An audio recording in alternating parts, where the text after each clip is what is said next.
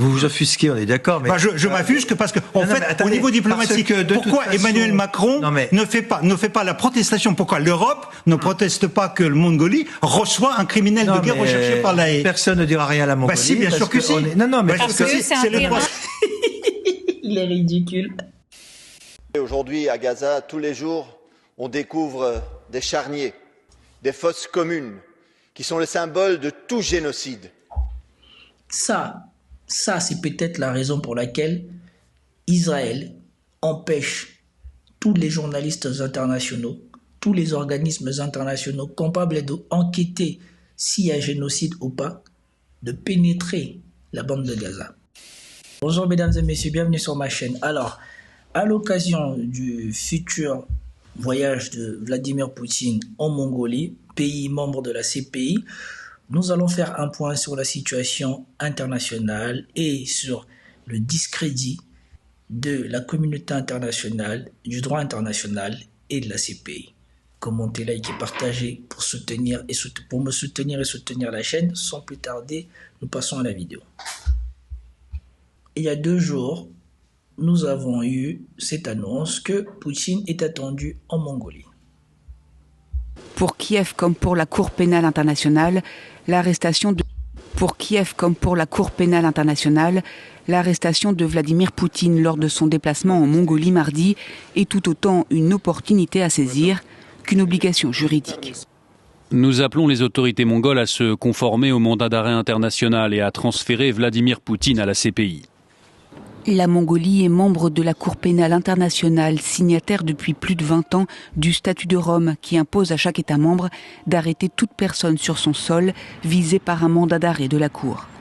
C'est le cas pour le président russe depuis mars 2023 pour crime de guerre, accusé de déportation illégale d'enfants ukrainiens depuis le début de l'invasion russe. Mais le Kremlin a fait savoir vendredi qu'il n'avait aucune inquiétude à ce sujet, estimant que le dialogue était excellent avec les amis de Mongolie et que tous les détails de la visite avaient été préparés. C'est le premier pays membre de la CPI que Vladimir Poutine visite depuis l'émission du mandat d'arrêt. Cela fait 1 an et demi que le président russe évite les voyages à l'étranger, faisant notamment l'impasse sur le sommet des BRICS en Afrique du Sud, sur celui du G20 en Inde, État membre de la CPI. Mais il s'est notamment rendu en Chine, en Corée du Nord et au Kazakhstan, 3 pays non signataires du statut de Rome. Comme vous venez de l'attendre, Vladimir Poutine doit se rendre dans les jours qui viennent en Mongolie, pays membre de la CPI, et l'Ukraine est dans son rôle, bien sûr, de rappeler que les pays signataires du CPI sont dans l'obligation de respecter le droit international et surtout d'exécuter le mandat d'arrêt émis par la CPI. Cependant, nous savons que la CPI, premièrement, n'a pas les moyens de contraindre un seul pays à respecter cette règle. Et deuxièmement, on a émis un mandat d'arrêt pour Vladimir Poutine. Pourquoi? Pour avoir fait transférer des enfants de l'Ukraine à la Russie. Pour avoir fait transférer des enfants de zones de combat en Ukraine à la Russie. Donc ces enfants-là ne sont pas morts, ne sont pas maltraités. On les a enlevés d'un endroit où leur vie était en danger et on les a envoyés à un endroit où leur vie était plus en sécurité. Et c'est à cause de ça qu'on a eu un mandat d'arrêt express pour arrêter Vladimir Poutine. Juste pour vous recontextualiser. Ensuite, ici on vous dit que la Mongolie est un pays ami et que tous les détails de la venue de Vladimir Poutine en Mongolie ont déjà été arrangés. Et maintenant, je vais vous montrer pourquoi ce voyage constitue un pied de nez au droit international et à la communauté internationale. Une bonne analyse de cette situation a été faite sur TV5 Monde par cet éditorialiste de la chaîne TV5 Monde. Bonsoir Slimane Zeguidour. Bonsoir. Éditorialiste à TV5 Monde. Alors d'abord Slimane, pourquoi est-ce que Vladimir Poutine est-il aussi serein? A-t-il obtenu des garanties de la Mongolie? Certainement, puisqu'il s'agit d'une invitation du président mongol qui doit bien savoir ce qu'il fait, puisque la Mongolie fait partie des 124 États sur 193 membres de l'ONU qui ont signé le traité de Rome et donc sont membres de la Cour pénale internationale. Mais en acceptant d'y aller, Vladimir Poutine fait un pied de nez à la justice internationale et particulièrement à la Cour pénale internationale que ces médias présentent comme un simple instrument de l'Occident, de ce qu'on appelle l'Occident et notamment des États-Unis, pour punir les Africains, les Arabes, tous les pays qui déplaisent à l'Occident, tout en prenant la précaution de ne pas y adhérer parce qu'ils ont peur, les Américains, que leurs citoyens puissent être un jour interpellés. Donc il veut montrer l'inanité de la Cour pénale internationale et puis aussi il rappelle que pour lancer un mandat d'arrêt international contre Poutine, il a fallu pas plus d'un mois sous la pression des Américains pour qu'il y ait ce mandat d'arrêt, alors que contre, par exemple, Benjamin Netanyahou, le chef du Hamas et le ministre de la Défense israélien, cela fait 8 mois que la Cour essaye de lancer un mandat et que les Américains font pression qu'elle ne le fasse pas. Enfin, il y a un précédent, Clémentine, c'est que le président du Soudan, l'ex-président du Soudan, Omar el-Bashir, qui avait sur la tête un mandat d'arrêt international depuis 2009, a pu voyager dans des pays membres comme la Jordanie et l'Afrique du Sud sans être nullement inquiété. Il y a malheureusement un précédent à cela. Et alors concrètement, si un État membre de la CPI, comme la Mongolie ou ceux que vous avez cités, ne remplit pas justement ces obligations, que peut la Cour pénale internationale pour obliger ce pays à remplir ses obligations? Concrètement, comme tous les organismes de l'ONU, il n'y a aucun moyen contraignant pour obliger les États signataires à assumer et à honorer leurs obligations. Il reste évidemment l'opprobre moral. Le fait d'avoir l'impunité, l'immunité politique ne veut pas dire avoir l'impunité. Et donc l'opprobre moral durera. Néanmoins, la Cour pénale internationale est en train de jouer son avenir et sa crédibilité. Ah là, sa crédibilité, on imagine qu'elle est quand même sacrément bafouée. Ah, complètement.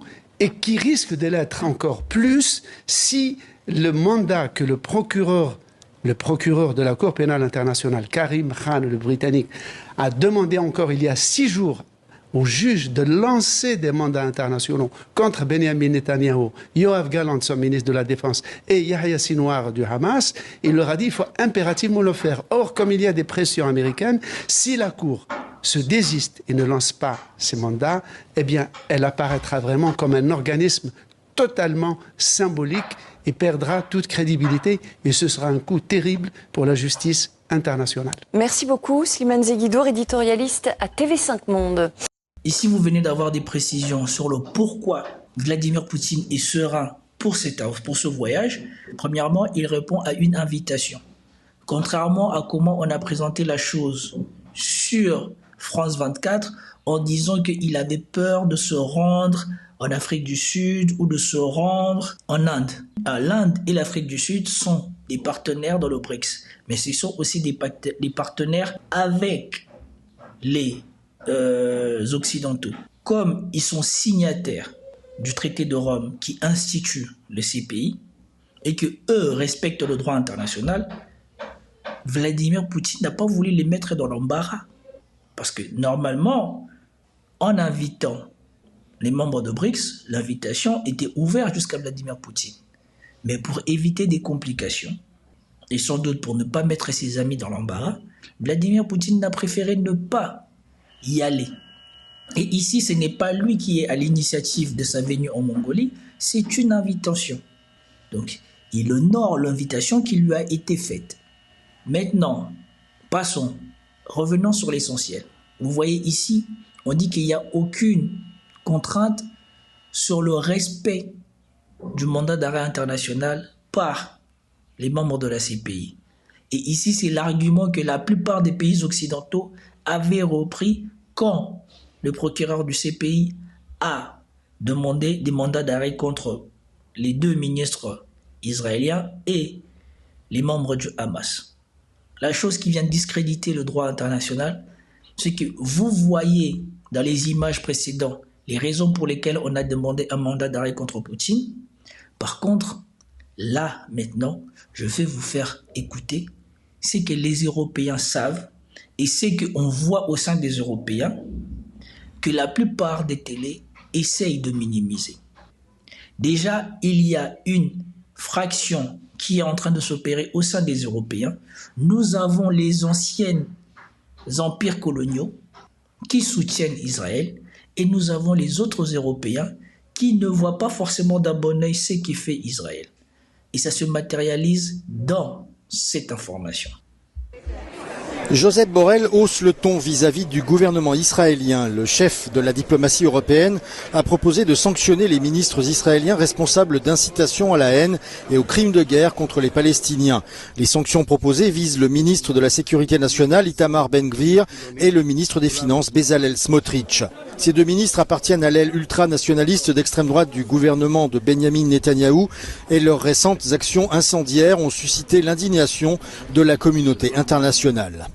I initiated the procedures in order to ask the member states if they consider appropriated, including in our list of sanctions, some Israeli ministers has been launching hate messages, unacceptable hate messages against the Palestinians and proposing things that goes clearly against international law and with an incitation to commit war crimes. Le ministre de la Sécurité d'Israël, Itamar Ben-Gvir, s'est récemment rendu à la mosquée Al-Aqsa, le lieu saint contesté à Jérusalem, et a appelé à plusieurs reprises à prier sur le site, en violation du statu quo maintenu depuis des décennies par les autorités israéliennes. Le ministre des Finances, Bezalel Smotrich, a récemment été condamné pour avoir déclaré qu'il pourrait être moral d'affamer 2 millions de Palestiniens dans la bande de Gaza. Il a également été critiqué pour avoir encouragé des projets de colonies illégales en Cisjordanie occupée. Il est toutefois peu probable que l'appel à sanctions de Josep Borrell reçoive le soutien nécessaire de toutes les capitales de l'UE. We will be supporting Josep Borrell's recommendation for sanctions in respect of settler organizations in the West Bank who are fomenting and who are facilitating expansion of settlements, and also of two Israeli ministers that the High Representative has also called for sanctions against Ben-Gvir and Minister Smotrich. Non è con il riconoscimento della Palestina teorica, con le sanzioni ai ministri israeliani che si risolve il problema. L'UE est depuis le déclenchement du conflit à Gaza en octobre dernier confrontée à de profondes divisions concernant la position à adopter, ce qui a souvent empêché de prendre des décisions rapides. Mais cette dernière mesure de Josep Borrell est le signe d'une frustration croissante à Bruxelles à l'égard des alliés les plus intransigeants du gouvernement de Benyamin Netanyahou. Shout out, en tout cas, mon chapeau à l'Irlande, comme toujours. Les pays qui ont souffert de l'impérialisme des principaux empires coloniaux sont en avant sur la condamnation de ce qui se passe en Israël. Contrairement à, comme vous l'avez vu, et ça peut se comprendre, le ministre des Affaires étrangères italien, puisqu'on sait qu'en ce moment c'est l'extrême droite qui est au pouvoir en Italie, n'est pas favorable à ce que on sanctionne ou que l'on prenne de mesures contre Israël. Et ils sont favorables non pas à la paix, mais à un cessez-le-feu. Et nous savons bien que ici, les Israéliens, pour eux, ça ne leur pose pas problème de signer un cessez-le-feu parce que cela n'entrave pas leur projet de continuer la guerre après. Et ça, c'est un problème. Et ici, vous voyez que Josep Borrell essaye d'agir parce qu'il a conscience des choses qui se passent à Gaza. Et ici, il ne dit même pas, ou il ne se fonde même pas sur les pires horreurs que eux, ils savent en tant que députés européens sur le dossier de ce qui se passe à Gaza. Il ne fait même pas recours au pire de ce qui se passe là-bas pour demander à ce que l'on sanctionne ces ministres israéliens. Mais ici, vous avez un parlementaire de l'Union européenne qui va dire ce qui se passe en Israël et qui va dire sa frustration, sa honte de voir le deux poids mesures de l'Union européenne et à quel point il discrédite non seulement l'Union européenne mais aussi le droit international. Aujourd'hui à Gaza, tous les jours, on découvre des charniers, des fosses communes qui sont le symbole de tout génocide. Ça c'est peut-être la raison pour laquelle Israël empêche tous les journalistes internationaux, tous les organismes internationaux capables d'enquêter s'il y a génocide ou pas, de pénétrer la bande de Gaza. Et ici, ce ne sont pas moi qui dis ces choses, c'est un député européen qui dit ça. Et s'il le dit, c'est que les autres aussi sont au courant de ce qui se dit. Mais il n'existe pas de moyen d'officialiser ces choses, puisque, comme toujours, Israël, sa force n'est pas de nier ce qu'elle fait, c'est de dire que c'est pas nous, qu'il y a un doute que ça soit nous. Il faut une enquête. Et c'est qui va enquêter? Elle-même. Voilà comment elle arrive à étouffer les affaires, puisque quand elle enquête elle-même sur les exactions qu'elle a elle-même commises, à la fin, elle déclare que les accusations étaient non fondées. Et comme en enquêtant, c'est elle qui saisit les preuves qui sont soi-disant accablantes pour elle, mais une fois qu'elle les a, tu les récupères où? Comment? Si elle ne te donne pas accès à ça, toi tu les obtiens où? Voilà comment ils arrivent à noyer le poisson jusqu'à maintenant et à éviter que les preuves compromettantes de ce qui pourrait être constitutif de ce qui est dit dans cette vidéo ne sortent pas. Des centaines de corps, parfois en uniforme médical, parfois apparemment menottés, exécutés de manière sommaire. On voit des images d'enfants.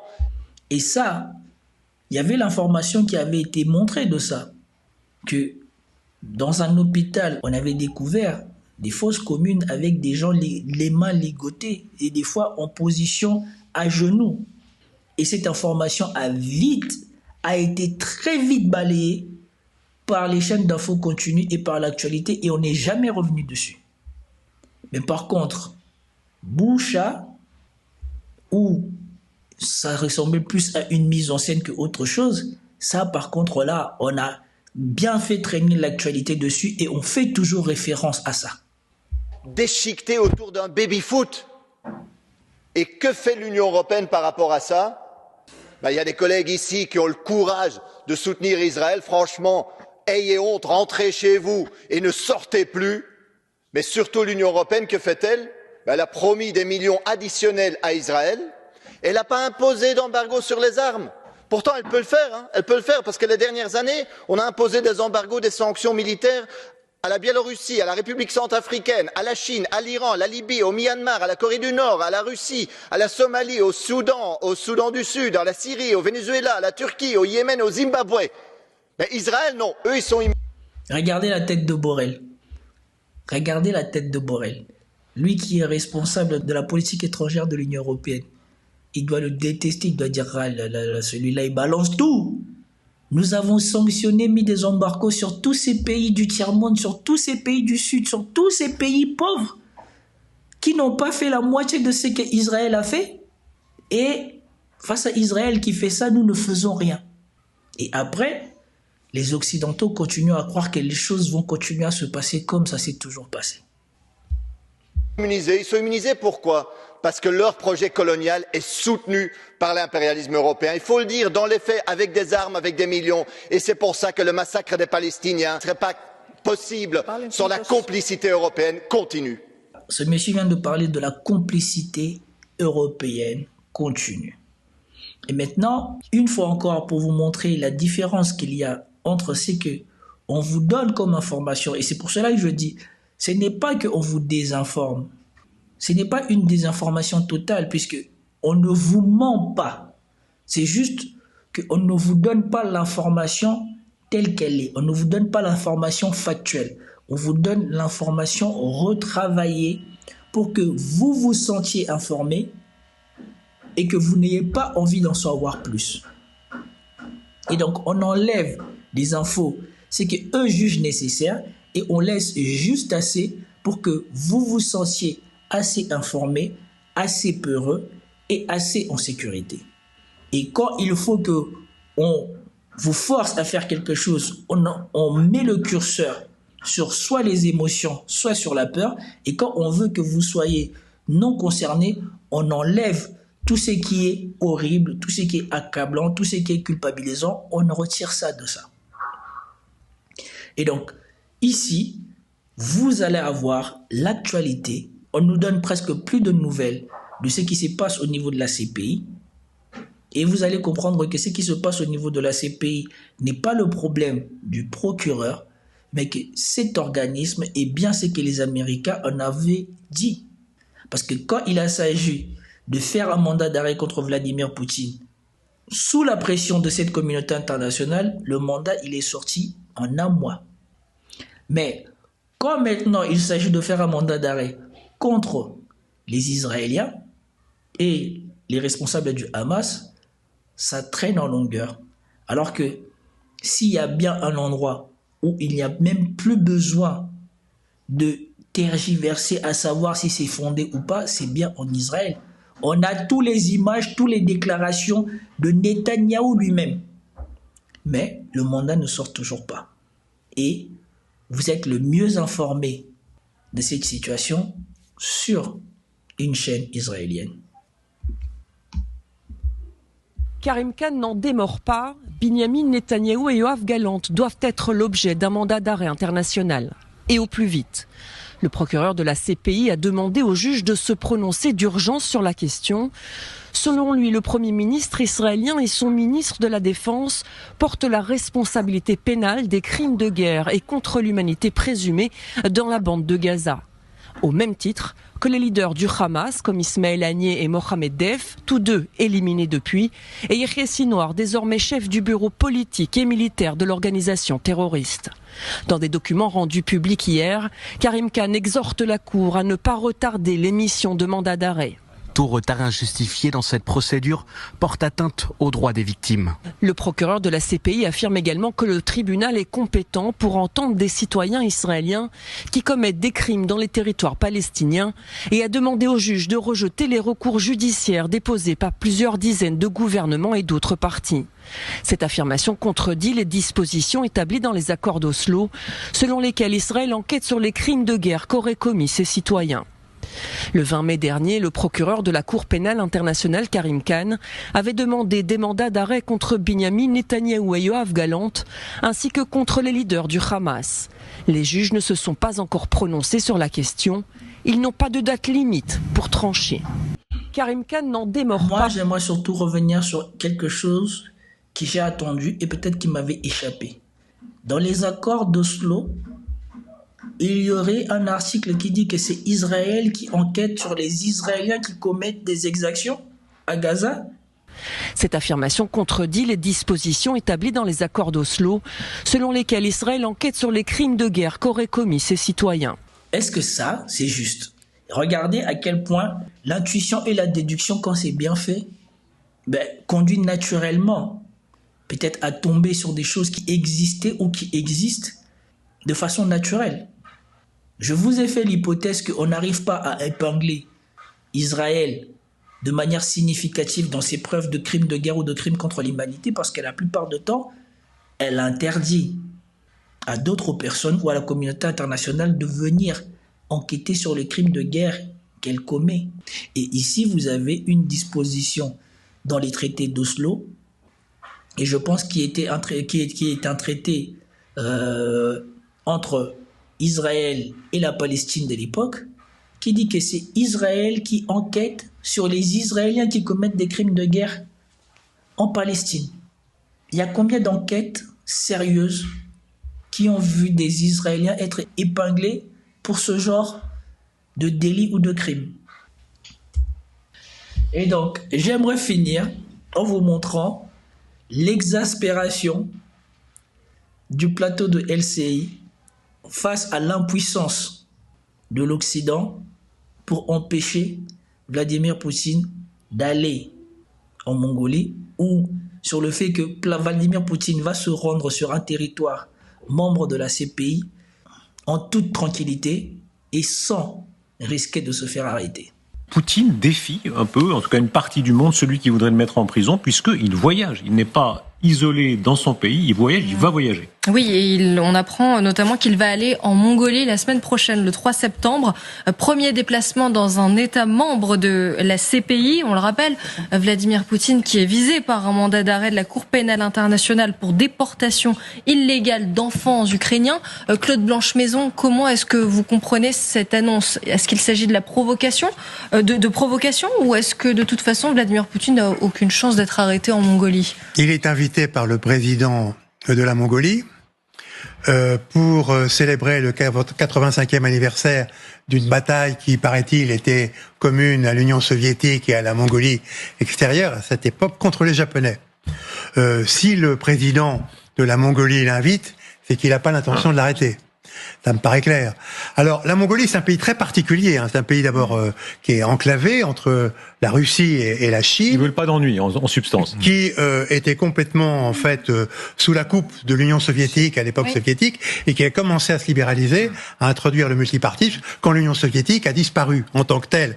Mais il n'a jamais été parti de l'Union soviétique. C'était un État indépendant, mais sous dans le fond, l'influence totale de Moscou. Alors, actuellement, effectivement, en plus, c'est un pays très riche en richesses naturelles, très convoité, y compris par nous, d'ailleurs. Est-ce qu'il y a le moindre risque? Voilà. Darius, machin, même lui, il est fatigué de l'entendre noyer le poisson. On lui a juste demandé, est-ce que Poutine risque quelque chose d'aller là-bas ou pas? Comme il sait qu'il est dans la puissance de produire une réponse qui pourrait satisfaire à la propagande qu'il est obligé de venir faire sur LCI, il commence à nous faire un exposé géopolitique de la Mongolie. Et Darius est obligé de lui couper la parole et de lui dire, voilà, c'est pas ça qu'on veut. On veut savoir, est-ce qu'il risque quelque chose? Alors, à Longuner, est-ce qu'il y a le moindre risque qu'il soit arrêté et déféré devant la CPI? Non, parce que il y a aucun risque. Pour le moment, ça a été dit, il a été invité par... Risque ou chance, ça dépend le point de vue. Voilà, non, mais je veux dire, c'est pas comme Monsieur Pavel Durov en France. Là-bas, la justice, je pense pas que ce soit un modèle d'état de droit. Donc, lorsque le président donne l'ordre... Voilà, bien sûr, il faut toujours insulter les autres pays, n'est-ce pas? Netanyahou qui avait la demande d'un mandat d'arrêt sur lui, il n'y a pas de honte à ce que lui, il aille aux États-Unis. Parce que légalement, les États-Unis ne sont pas liés et ça ne dérange personne. Par contre, que Vladimir Poutine soit invité, forcément, c'est un pays où la justice ne sert à rien. Mais bien sûr. L'ordre ou intime l'ordre à la justice. Et surtout, c'est pas comme la France. Pavel Durov, il a été arrêté. Ça montre que la justice française fonctionne. Combien de gens épinglés par l'ONU d'exactions en Afrique ont vécu en France ou sont venus vivre en France? Avant de dire de telles choses, il faut se souvenir de quoi on parle. Combien de bourreaux, combien de ex-présidents, combien de ex-politiciens africains responsables de massacres ont vécu en France en toute légalité alors que c'était des criminels de guerre. Mais bon, il faut insulter la Mongolie, bien sûr. Laisser tranquille Vladimir Poutine, bien évidemment, qui ne verra défiler aucun juge, aucun policier pour l'incarcérer. On se rappelle que c'est un vrai enjeu. Rappelez-vous, quand il devait aller en Afrique du Sud, il y a quand même, il suffit que son avion ait une avarie entre la Russie et la Mongolie, au Brésil. Et il avait annulé son Mongolie, c'est déplacement, facile. Et là, il n'y a aucun risque. L'Afrique du Sud a des traditions britanniques et les juges en Afrique du Sud ont une certaine autonomie. Je ne suis pas d'accord avec vous parce qu'en fait, il ne faut pas parler en termes de risque. Il faut parler en termes de scandale. C'est un scandale international. Un pays qui a signé... Le faux ennemi à Poutine, lui, il dit c'est un scandale, c'est un scandale. Mais en quoi c'est un scandale? Nous avons déjà vu ici qu'il existe une jurisprudence qui montre qu'il y a des gens qui étaient sous mandat d'arrêt international qui ont voyagé dans des pays membres de la CPI. On ne peut pas être un espion international et ne pas savoir ce genre de choses. Qui a ratifié le statut de Rome et qui a reconnu que toute personne qui est recherchée par le tribunal doit être arrêtée sur son sol et conduite à La Haye, le pays doit remplir son obligation. Et si ce pays l'obligation d'arrêter Vladimir Poutine, absolument, bien sûr, n'importe quel pays, les 123 pays qui sont signataires et ratificateurs des statuts de Rome, soit ils remplissent leur obligation, soit ils sortent de statut de Rome. Il veut vous offusquer. Mais soit il dit soit ils sortent. Mais s'ils sortent, il va rester qui? Il est en train de parler pour raconter sa vie. Les plus grands criminels de ces dernières années sont en Occident. Sauf que cette même CPI, comme par hasard, n'a pas demandé de mandat d'arrêt contre eux. On a Blair, on a Sarkozy, on a Bush et d'autres encore. Qui a demandé de mandat d'arrêt contre eux?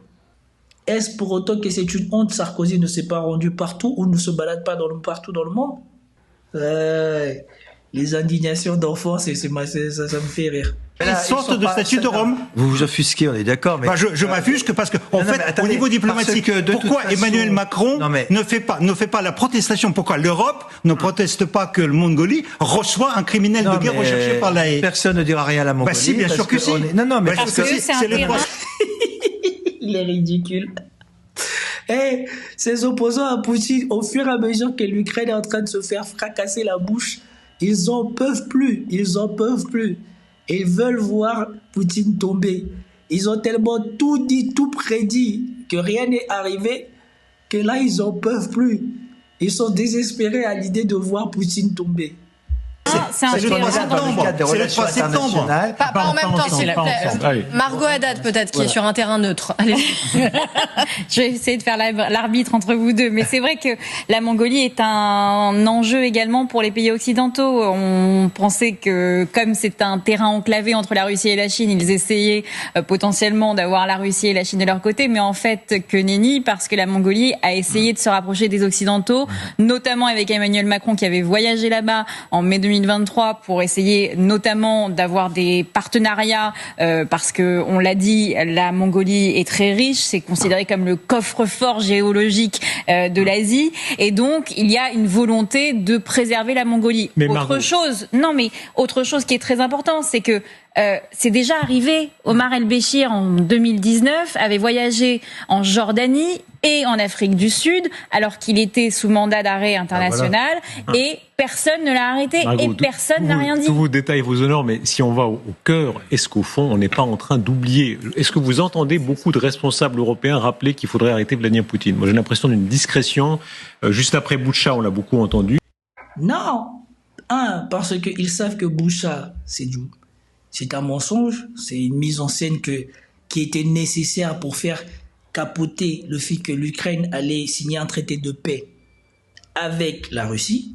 Et donc, il était nécessaire de légitimer le refus de Zelensky de signer un traité de paix avec la Russie et surtout de ne pas faire dire et de faire croire que ce n'était pas les Occidentaux qui voulaient que Zelensky aille sacrifier les vies des jeunes Ukrainiens.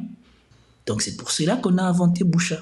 Et ils savent bien que les raisons pour lesquelles on a émis un mandat d'arrêt pour Vladimir Poutine sont fallacieux. Premièrement, parce qu'ils ne sont pas en mesure de démontrer que ce sont les Russes qui ont fait ce qu'ils disent, soi-disant qu'ils auraient fait à Boutcha.